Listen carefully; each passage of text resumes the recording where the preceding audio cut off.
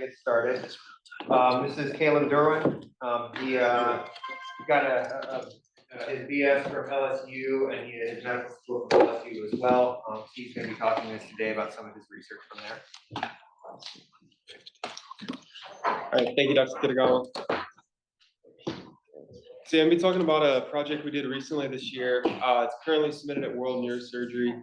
It's titled Primary Decompressive Craniectomy versus Secondary Decompressive Craniectomy versus Exclusive Intracranial Pressure Monitoring in Craniocerebral Gunshot Injuries.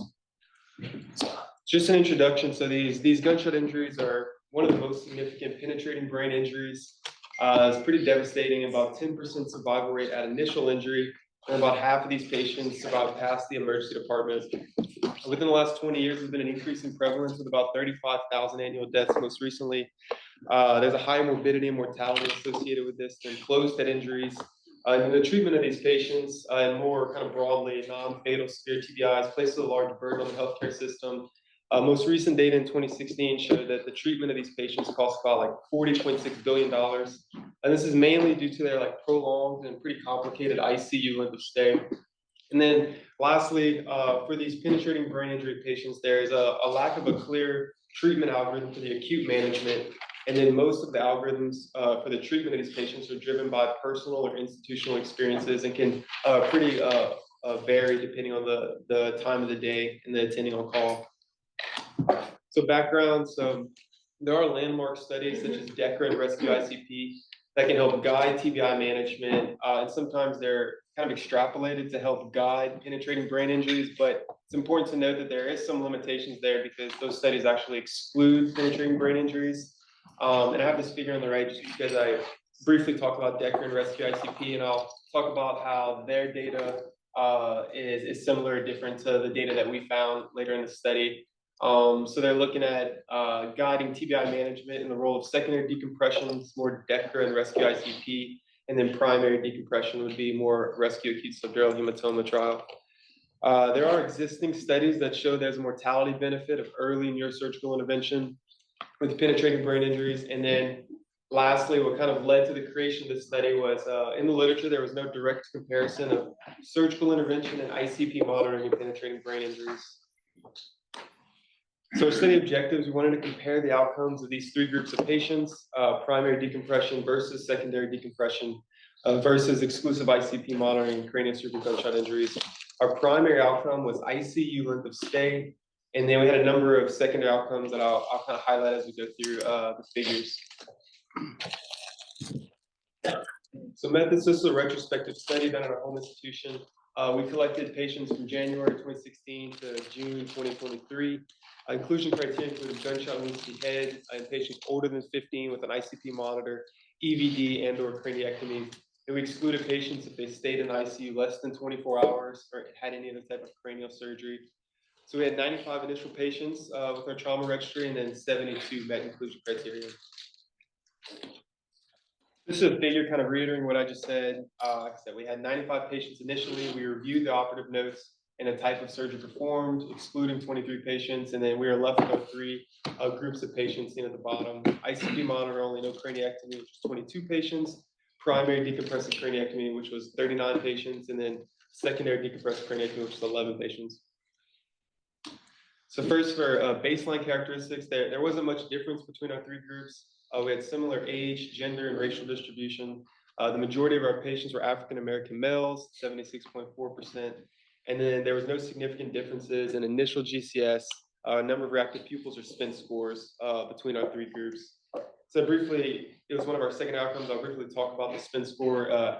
It's a score used to estimate the likelihood of survival for civilian gunshot wounds to the head. Score ranges from 4 to 52 points, and the higher the score that a patient gets, the more likelihood of survival to have. And then there are 7 characteristics of the SPIN score: sex, transfer status, injury motive, pupillary reactivity, motor component of GCS, injury severity score, and INR dimension. And like I said, looking at the SPIN score, there was no difference in our three groups of patients. And then our first significant finding, which is kind of to be expected, was the midline shift greater than 5 millimeters. This was most commonly seen in our primary decompressive craniectomy group. And same thing with mass lesions meeting this surgical or trauma criteria, most common in the primary decompressive craniectomy group with 9 and 0 in the other two groups. So ICU length of stay, this ICU length of stay was significant before and after controlling for mortality.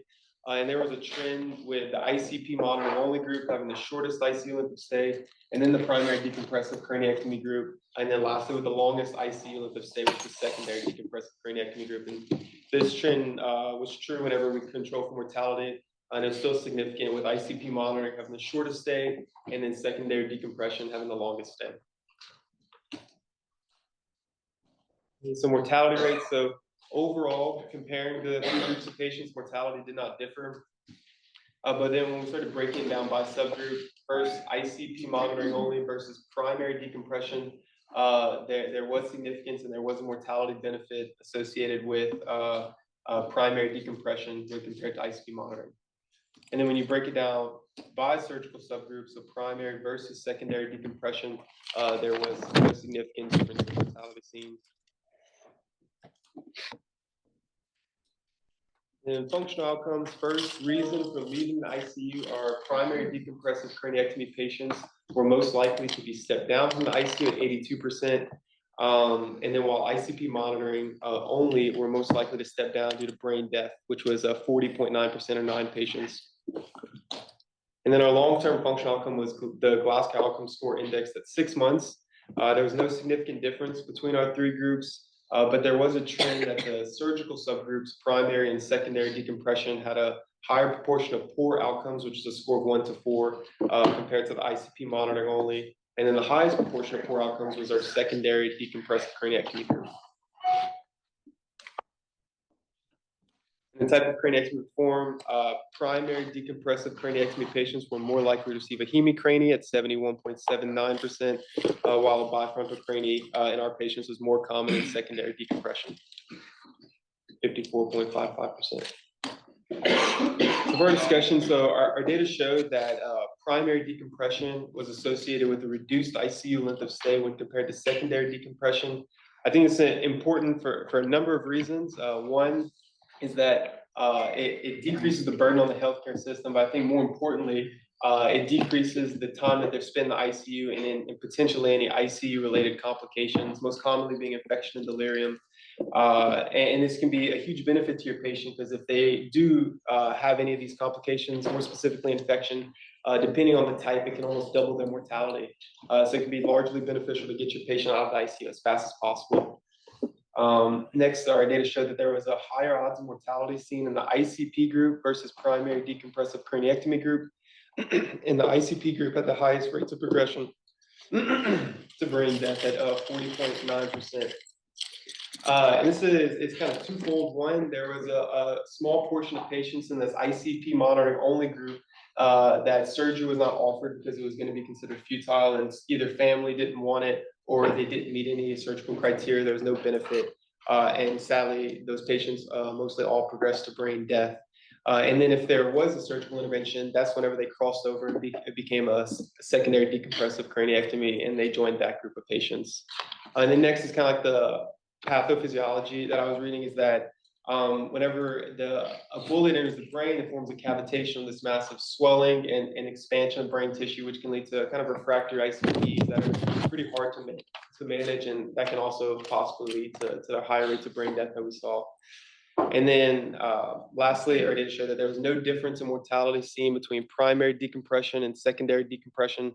Partly there was a lack of power between these two groups, and maybe there would be a difference if we had a larger number of patients, reminding that the secondary decompressive craniectomy group only had 11 patients and the primary group had 39.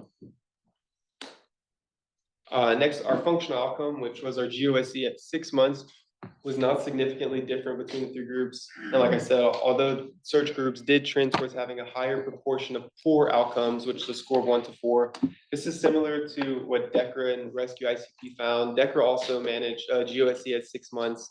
And they showed that patients that received surgical treatment had a higher tendency to have a vegetative state or poor, a long-term poor outcome GOSC score at 6 months. And then lastly, there was a recent study published in 2014 in a matched cohort of patients with a penetrating brain injury that showed that there was a mortality benefit or decreased mortality in receiving a surgical intervention versus a medical treatment, but there was an increased ICU length of stay. And our results are kind of in agreement, showing that possibly an early and aggressive surgical management, mainly whenever you're looking at the ICP monitoring versus primary decompression, was associated with the mortality benefit in our gunshot wound to the head patients. In addition, we kind of expanded on their findings. They didn't break down the surgical groups. They kind of lumped them all together. And we looked at primary and secondary decompression. And we kind of extended this and demonstrated that our patients showed a 6-day reduction in ICU length of stay when comparing primary and secondary decompression. So in conclusion, primary decompressive craniectomy can potentially reduce ICU length of stay and associated complications when compared directly to secondary decompression. Our data showed that there was a higher survival odds with primary decompressive craniectomy versus exclusive ICP monitoring. And then lastly, I think it's important that tailoring early intervention based on the type of injury is recommended. There's different types of guns, there's different types of bullets, and more specific trajectory patterns. And so I think that looking at like the radiographic and clinical findings and allowing that to help make your decision is going to be the most beneficial for the patient overall. The future directions limitations. So we need larger multi-institutional studies. Evaluation of long-term functional outcomes. Like I said, we only looked at GOSC at 6 months, and we potentially lost some of the long-term function that these patients potentially gained after 6 months. And then one of the studies that we're currently doing right now is we're tailoring the management to specific ballistic trajectories. So pretty much looking at the different trajectories that the bullet took and seeing if there was a difference in treatment that they received and if there is a difference in outcome for these patients. And then we're currently pulling data right now to explore the outcomes related to time to decompression. So we're further breaking down the subgroups, surgical subgroups, and seeing if there was any long-term difference in outcome based on the exact time down to the hour to how long it took them to get decompressed. Some limitations: small sample size, in limited power, more specifically in the secondary decompressive craniectomy group.